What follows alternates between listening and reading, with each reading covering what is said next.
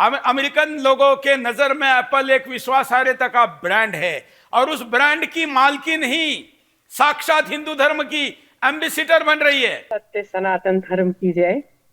मैं इससे शुरू करूंगी। आज मैं आपको एक बात बताना चाहूंगी। कल इन सब ने हमारे साथ में ही काशी विश्वनाथ में जो है भगवान महादेव का अभिषेक किया था। अच्छा। कल दोपहर को ये पूरा का पूरा ग्रुप था है, और हम भी उसी समय वहीं थे।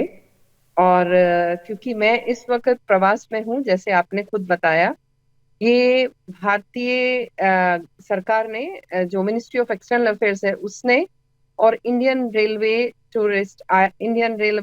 IRCTC बोलते हैं उसको, कि उनके सौजन्य से हमको बुलाया गया है। एक ये जो ट्रेन चली है दिल्ली से 9 तारीख को, वो ट्रेन 27 देशों के 150 लोगों को लेकर के 14 जगह जाएगी, सब धर्म स्थलों पे। तो सबसे पहला पड़ाव था दिल्ली से अयोध्या धाम का, और अयोध्या धाम में हमने रामलला जी के दर्शन किए, और हम पूर्व संध्या पे थे जब उनके फर्स्ट एनिवर्सरी की गई। फिर सरयू में गए।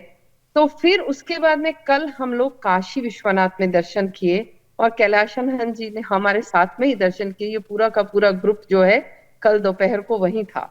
तो बात करते हैं, आज मैं पटना साहिब गुरुद्वारा गई थी, और सुबह जो है हम लोग वहां से चल के आए हैं आपके जो बौद्ध पाटलिपुत्र जो मंदिर है, तो बुद्धिस्ट लोगों के लिए भी किया गया। बिल्कुल तो बिल्कुल। सुरेश भाई साहब, आपको जान के बहुत हर्ष होगा इस बात को, और सब दर्शकों को मैं जो उनके लिए भी बहुत जरूरी है, और बाकी जो स्पीकर्स हैं उनके लिए भी बहुत जरूरी है। सुकांत भाई साहब, आप भी अभी आए हैं एंड फ्लाई बैक करने वाले हैं, बहुत बहुत सेफ फ्लाइट आपको।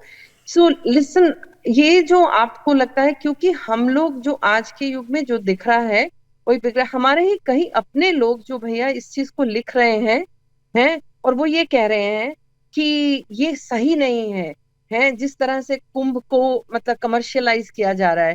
तो ये हमको बात अच्छी नहीं लगी बिल्कुल भी। मैं उस चीज को बहुत क्रिटिसाइज किया कि क्या मतलब है, मतलब आप इस बात को कह रहे हैं कि कमर्शियलाइजेशन किया जा रहा है, क्योंकि आज अगर सनातन जाग रहा है और आज लोगों को उसमें, आप पहले से जानते हैं हॉलीवुड के काफी जो बड़े बड़े स्टार्स हैं, जूलिया रॉबर्ट्स रही है, रिचर्ड गियर रही है, उनका भी हमारे हिंदू धर्म के लिए बहुत इन्फ्लुएंस सनातन के साथ में उनका, और they are very vocal about it. जो भी वो करते, दिखावा नहीं करते। जो आपने सबसे पहले कहा ना कि मैं वहां जा करके, वो भी हाँ एक जी। आम इंसान की तरह। कल पूजा थी, अगर मेरे पास में, क्योंकि आपको मालूम है कि कैमरास वहां अलाउड नहीं होते हैं, तो you want to follow the protocol.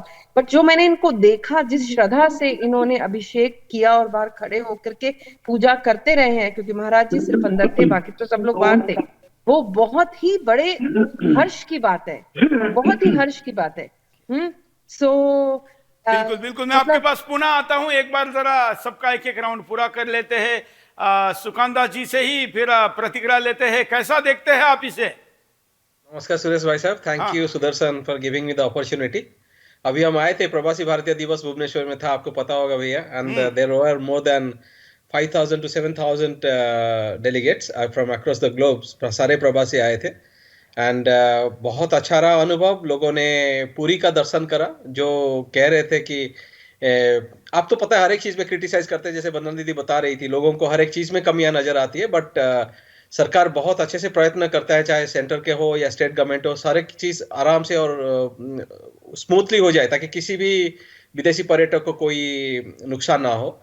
और जैसे कहावत है कि आपको किसी के साथ कंपटीशन करना हो ना, आप अपना लाइन लंबा कर दीजिए। तो हमारा सनातन क्या है, अपना लाइन लंबा करता जा रहा है, और ये पिछले कुछ सालों से हुआ। धन्यवाद आपको भी, क्योंकि आपकी आवाज के बिना कई सारी चीजें नहीं हो पाता भारत में। आप हमेशा वोकल रहे हैं, कुछ भी इशू हो निडर हो के आप ऐसे बोलते हैं ताकि लोगों के कान तक जाए। क्योंकि कई लोग, हमारे हिंदू लोग अभी भी हम सोए हुए हैं, कहते हैं ना, जो बहरा इंसान जाके सोता है उसको उठाना बड़ा मुश्किल होता है, लेकिन आपकी आवाज हमेशा रहा है ताकि हिंदू लोग जागे।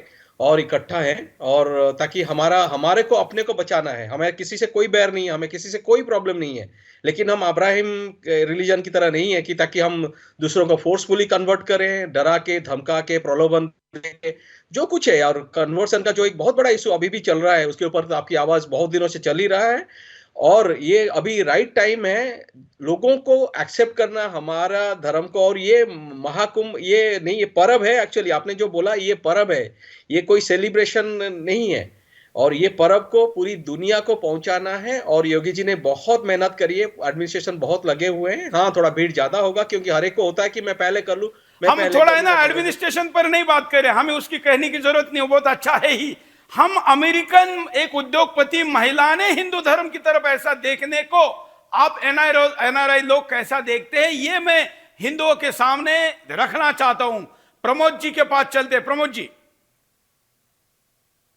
इस एंगल से बताइए। 2014 में मोदी जी के आने के बाद पॉलिटिकल मत बात करिए, आप केवल ये बताइए, धर्म की बात करिए कि एक अमेरिकन व्यक्ति किसी भी चीज के पास कैसे वैज्ञानिक नजर से देखता है। वो ऐसे ही किसी ने कहा, किसी बाबा ने कहा, इसलिए यहां पर कुछ तोना टोटका करने आ गए, ऐसा नहीं है। नहीं, ऐसा नहीं है, क्योंकि उनकी दिनचर्या में काफी कुछ जो उनके समस्याओं का हल है, उनको एक तरह से स्वामी विवेकानंद जी के जाने के बाद से जो ऋषि और मुनि परंपरा का वहां पे महत्व बढ़ा है, वो एक साइलेंट फोर्स बनके उभर चुका है। मैं बात पॉलिटिकल नहीं करना चाह रहा था, लेकिन बात इसके ऊपर आती ही है, क्योंकि जो आम वेस्टर्न हिंदू है, उनको यहाँ पे आने के लिए जो दिक्कतें होती थी, वो काफी हद तक फैसिलिटीज का इंप्रूवमेंट होने वजह से एक तरह से जो नेगेटिव प्रोपेगेंडा, मैं जब 2001 में गया था, मैं इस पे नहीं सुनना चाहता आप लोगों से, मैं जरा पूरे पैनल को बताता हूं मोदी योगी ने क्या क्या, इसके लिए एपिसोड नहीं है। एपिसोड इसलिए है कि एक विदेशी महिला, एप्पल जैसी कंपनी की महिला यहां आती है, इसकी तरफ कैसा देखा जाना चाहिए, अमेरिकन कैसा देखते हैं, ये बताइए ना। व्यवस्था के ऊपर रोज पॉलिटिकल लोग बात करते हैं, आप मत करिए इस पे। हाँ, ये बहुत बहुत अच्छा परिणाम है कि जितना नेगेटिव होने के बावजूद, शायद वंदना जी ने भी इसका जिक्र किया था कि जो नेगेटिविटी होती है उसके बावजूद भी ऐसे आना, और जितना अपना लकीर बढ़ता जा रहा है, आध्यात्म का जो शक्ति है वो काफी हद तक वो जो अनसीन अनटैप्ड फोर्स है, वो जितना भी हो। चलिए, प्रमोद जी का कनेक्शन ठीक होने के बाद फिर प्रमोद जी के पास दोबारा जाएंगे। हमारे साथ आचार्य शैलेश जी भी जुड़े हुए हैं, आपका भी स्वागत है आचार्य जी, आपके पास मैं आता हूं। प्रदीप जी, आप इसे कैसा देखते हैं? हमने 2 धर्मगुरु भी इसमें रखे, तो जरा 3 हो गए वैसे, तो अब उनका भी एक बार पक्ष लेते हैं। हाँ प्रमोद जी। प्रमोद मिश्रा जी, आपको आवाज आ रही है? जी सुरेश जी, जी जिस तरह से सुरेश जी, ये क्या महानता है जो ऐसे लोगों को यहां तक लाती है?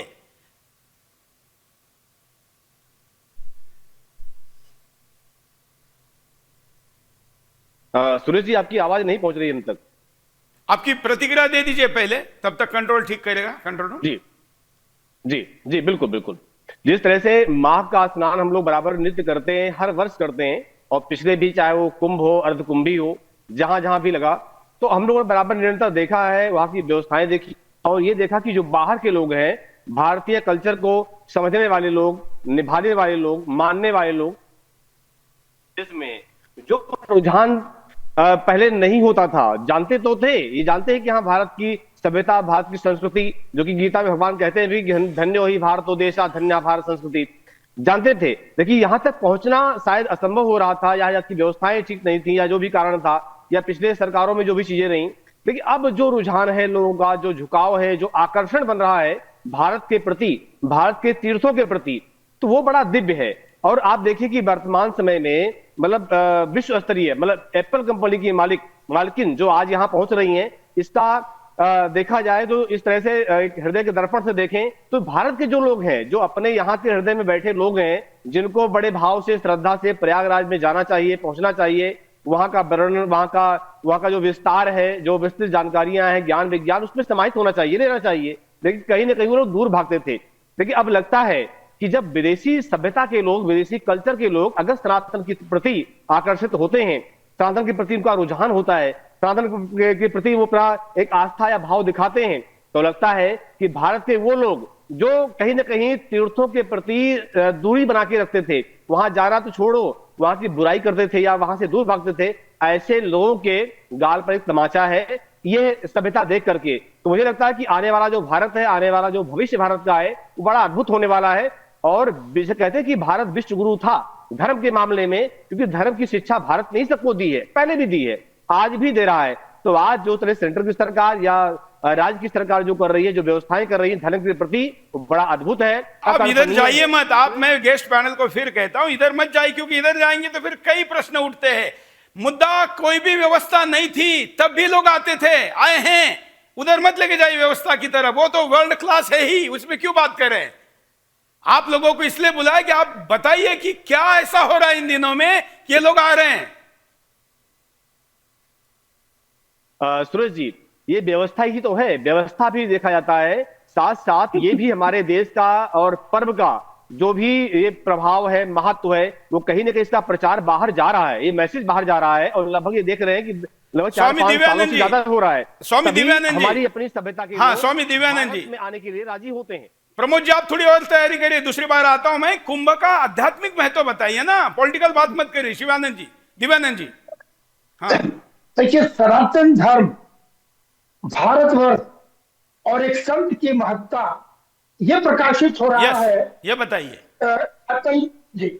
एप्पल के मालकिन के आने से, और यहाँ के लोगों को बहुत बड़ा है, जो कुछ वर्ग ऐसे हैं जो आज भी सनातनी होकर, सनातनी कुल में होने के पश्चात भी सनातन पर उंगली उठाते हैं या अविश्वास दिखलाते हैं।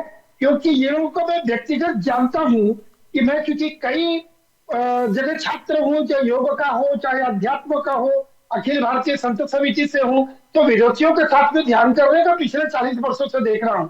जितनी तत्परता, जितनी तल्लीनता, जितनी निष्ठा पूर्वक सनातन के प्रति, ध्यान के प्रति, योग की इनकी अभिरुचि है, यहाँ के लोगों को नहीं है। स्वयं एक्सपेरिमेंट करते हैं। ये बहुत एक संत की क्या ताकत है कि उतने बड़े लोगों को आकर्षित करके उसका नाम बदल दिया और भारत बुला लिया, और वो सारा काम छोड़ के उनकी क्या व्यस्तता रहती होगी, उसके बाद भी हमारे कुंभ दर्शन और भारत दर्शन के लिए आ रहे हैं।